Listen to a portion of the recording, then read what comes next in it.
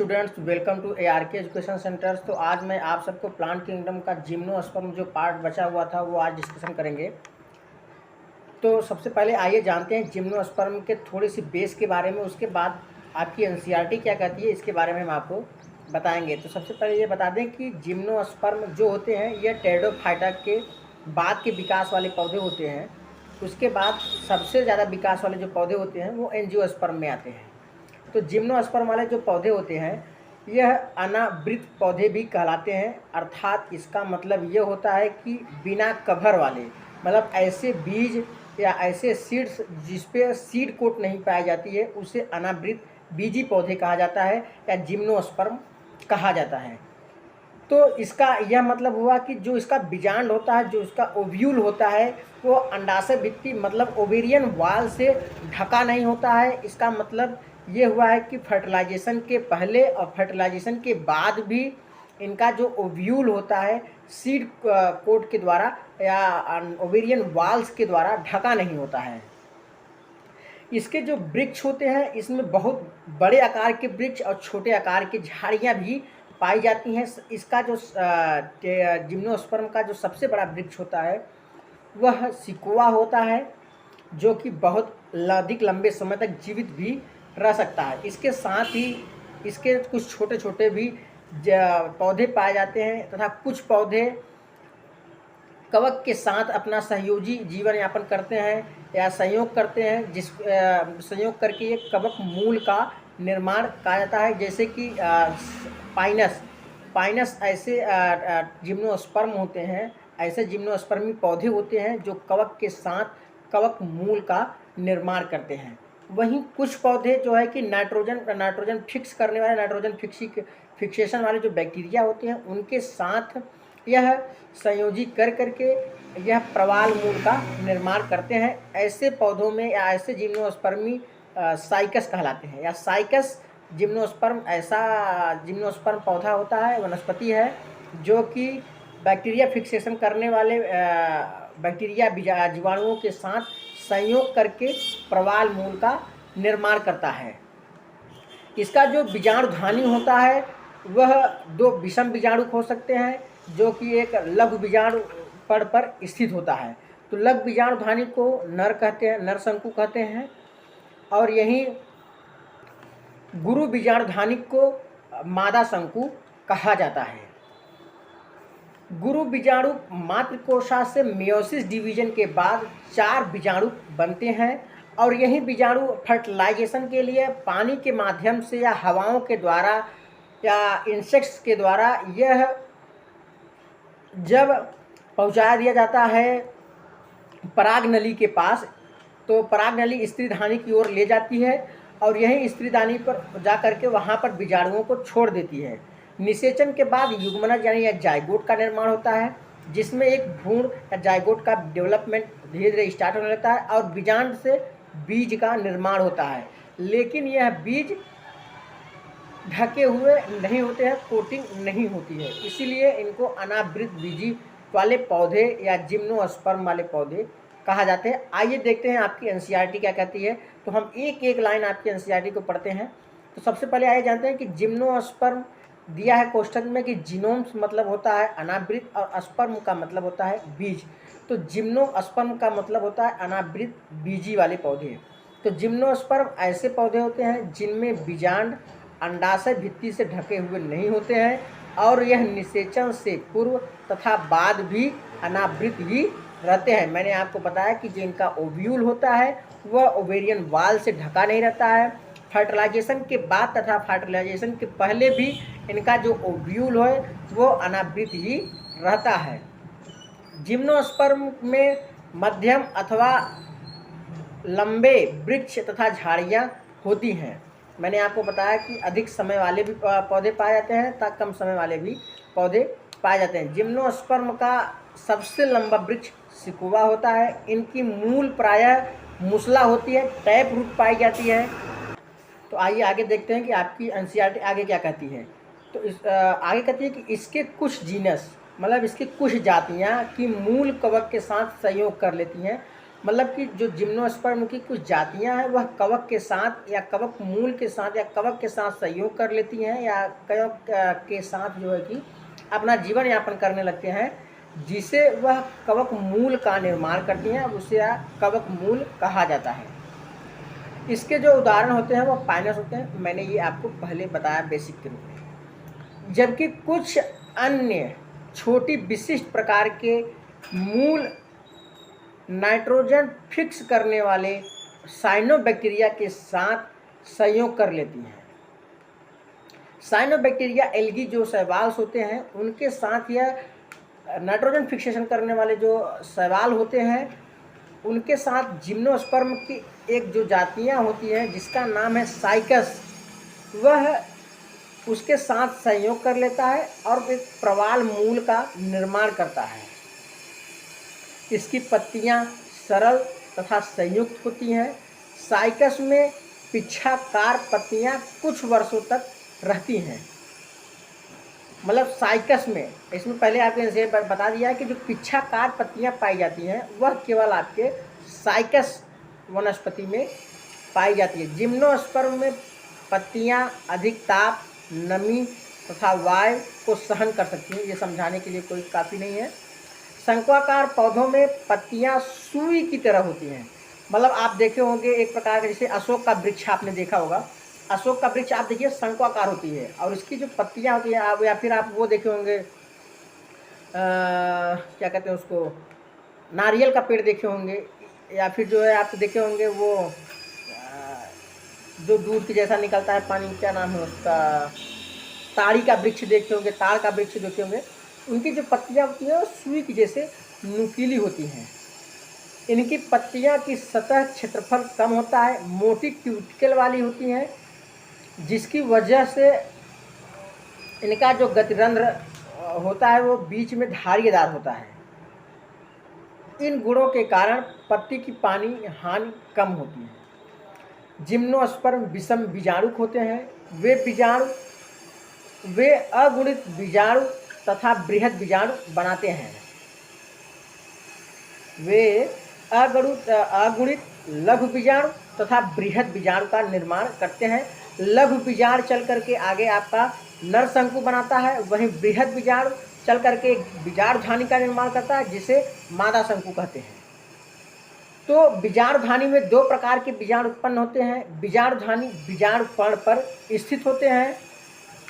बीजाणुपर्ण सर्पिल की तरह तने पर लगे रहते हैं। ये सलत अथवा सघन शंकु का निर्माण करते हैं। जिस प्रकार से शंकु का निर्माण, एक सघन शंकु का निर्माण बीजाणुपर्ण पर एक बीजाणु का होता था, बीजाणुधानिक का होता था, उसी तरह जिम्नोस्पर्म में भी बीजाणुधानिक का निर्माण बीजाणुपर्ण पे सघन होकर के एक शंकु का निर्माण करते हैं।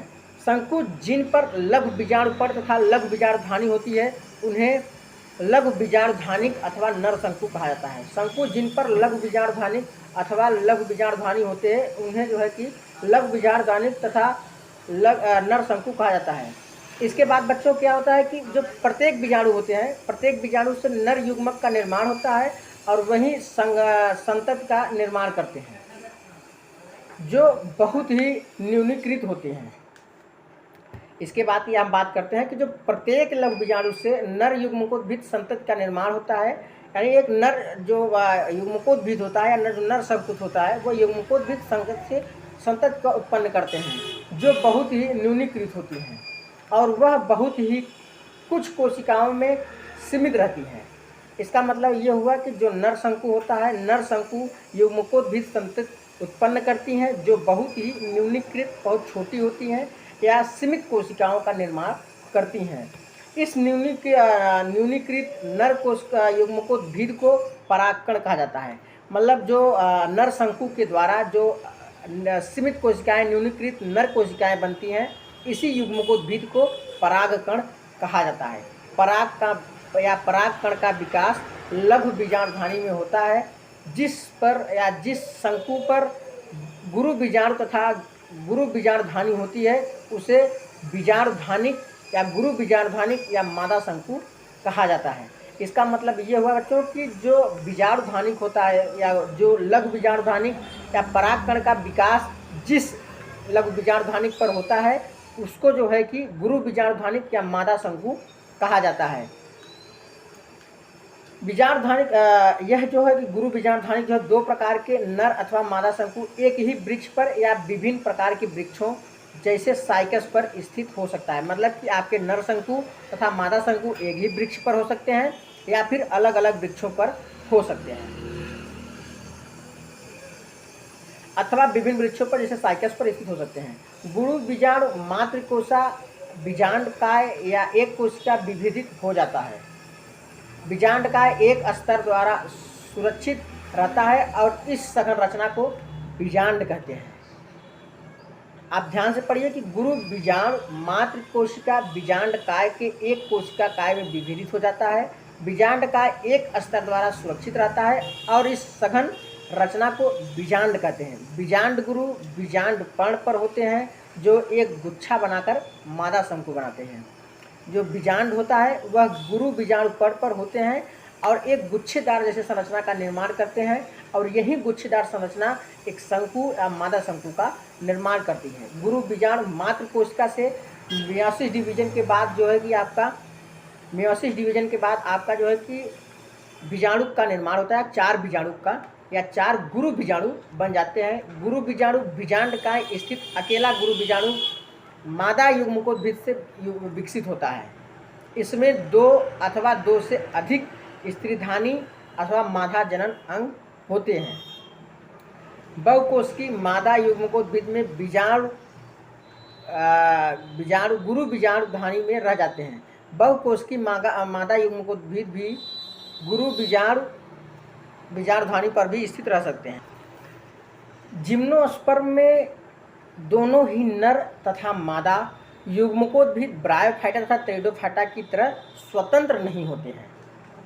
जैसे कि टेरिडोफाइटा और ब्रायोफाइटा में हमने पढ़ा था कि जो उसके नर तथा मादा युग्मकोद्भिद होते हैं वह स्वतंत्र होते हैं, लेकिन ऐसा जिम्नोस्पर्म में नहीं होता। इसके जो युग्मकोद्भिद होते हैं वह स्वतंत्र नहीं होते हैं, वे स्पोरोफाइट पर बीजाणुधानी में ही रहते हैं। इसका मतलब जो स्पोरोफाइट्स जो आपकी टेरिडोफाइटा के जो प्रभावी अवस्था थी इसमें जो है कि बीजाणुधानी में ही ये युग्मकोद्भिद जो है कि आपका बीजाणुधानी में ही या युग्मक जो है आपकी बीजाणुधानी में ही रहते हैं। बीजाणुधानी से पराग बाहर निकलते हैं। बीजाणुधानी से जो आपका नर शंकु द्वारा जो पराग कण निकलता है वह जो है कि निकलती है, बाहर निकलती है और यह बीजाणु पर्ण पर स्थित बीजांड के छिद्र तक हवा के माध्यम से ले जाए जाते हैं। इसका मतलब ये हुआ कि पराग कण बाहर निकलते हैं बीजाणुधानी से और उसके बाद यह गुरु बीजाणु पर्ण पर लगे पराग नली जो होती है पराग कण से बाहर या पराग नली के छिद्र तक या बीजांड के छिद्र तक हवा के माध्यम से ले जाए जाते हैं। यही जो है कि बीजाणुधानी से परागकण में एक पराग नली बनती है जिसे नर युग्मक कहते हैं। परागकण से एक पराग नली बनती है जिसे नर युग्मक जिसमें नर युग्मक होता है। तो यही नर युग्मक पराग नली स्त्रीधानी की ओर जाती है और वहाँ पर शुक्राणु छोड़ देती है। इसका ये मतलब ये है कि परागकण में पराग नली होती है जिसमें शुक्राणु होते हैं। यह जो है कि वायु के माध्यम से आपके बीजांड के छिद्र तक पहुंचाए जाते हैं और वहां पर पहुंचने के बाद जो है कि आपकी पराग नली खुल जाती है और यह स्पर्म को या शुक्राणु को पराग नली या बीजांड के छिद्र के माध्यम से बीजांड के छिद्र पर छोड़ देती है। पराग नली के माध्यम से बीजांड के छिद्र पर छोड़ देती है। वहाँ पर आपका फर्टिलाइजेशन होता है। फर्टिलाइजेशन होने के बाद एक आपका युग्मनज यानी एम्ब्रियो का निर्माण होता है और धीरे धीरे करके यह एम्ब्रियो का डेवलपमेंट होना स्टार्ट होता है और बीजांड से बीज का निर्माण होता है। जो आपकी मादा शंकु में जो आपके बीजांड थे उस बीजांड से आपका स्पर्म जो है कि फर्टिलाइज करेगा और फर्टिलाइजेशन के बाद जो है भ्रूण जो है बनता है और यही भ्रूण के विकास होने पर बीजांड से जो है आपके बीज का निर्माण होता है। लेकिन इनके जो बीज होते हैं वो ढके हुए नहीं होते हैं, मतलब इसका जो बीजांड होता है वह अंडाशय भित्ति से ढका नहीं होता है। अंडाशय भित्ति को अंग्रेजी में ओवेरियन वाल, बीजांड को जो है अंग्रेजी में ओव्यूल कहा जाता है। तो इसके सबसे लंबे वृक्ष जो है कि सिकोवा आते हैं। दूसरा, इसके जो कवक के साथ जो जाति कवक के साथ अपना का मूल बनाती है उसे कवक मूल कहते हैं और वहीं जो नाइट्रोजन फिक्सेशन करने वाले जो साइनोबैक्टीरिया के साथ जो जाति आपका संयोग करती है उसे प्रवाल मूल कहते हैं या प्रवाल मूल का निर्माण करती हैं। इसमें जो है कि टैप रूट पाई जाती है। इसके जो है नर तथा मादा शंकु एक ही वृक्ष के हो सकते हैं या फिर अलग अलग वृक्ष के हो सकते हैं। इसमें परागकण पाई जाती है, नर शंकु में परागकण पाई जाती है और परागकण में एक पराग नली होती है जिसमें स्पर्म का निर्माण होता है। हवा के माध्यम से यह परागकण मादा शंकु के बीजांड तक पहुंचाए जाते हैं, बीजांड के छिद्र तक पहुंचाए जाते हैं। नर शंकु के द्वारा जो निर्माण किया गया परागकण या पराग नली का जो छिद्र होता है उसके माध्यम से स्पर्म को बीजांड के छिद्र तक छोड़ दिया जाता है, जिसके बाद फर्टिलाइजेशन की क्रिया स्टार्ट होती है। फर्टिलाइजेशन होने के बाद एम्ब्रियो का निर्माण होता है, एम्ब्रियो डेवलपमेंट करता है। उसके बाद जो है कि बीजांड से बीज का निर्माण होता है। अब वही दूसरी चीज़ की बात करते हैं कि फिर इसके जो कवक मूल बनाते हैं वो पाइनस वाले वृक्ष होते हैं, जो प्रवाल मूल बनाते हैं वह साइकस वृक्ष होते हैं। इसमें जो बीजाणु होते हैं वह लघु बीजाणुधानी तथा बृहद बीजाणु हो सकते हैं, यानी इसको विषम बीजाणु भी कहा जाता है। लघु बीजाणु को जो है कि नर शंकु तथा बृहद बीजाणु को गुरु बीजाणु या मादा शंकु कहा जाता है। इसी के साथ यह टॉपिक्स आपका जिम्नोस्पर्म खत्म होता है। अगले दिन आपका एंजियोस्पर्म जो कि प्लांट किंगडम का सबसे डेवलपमेंट कैटेगरी आती है, डिवीजन आता है, तो उसके बारे में हम डिस्कशन करेंगे। तभी तक आप मेरे चैनल को सब्सक्राइब नहीं किए हैं तो चैनल को सब्सक्राइब करें, वीडियो को लाइक करें, शेयर करें और कमेंट करना ना भूलें, बेल आइकन को ज़रूर दबाएं। धन्यवाद।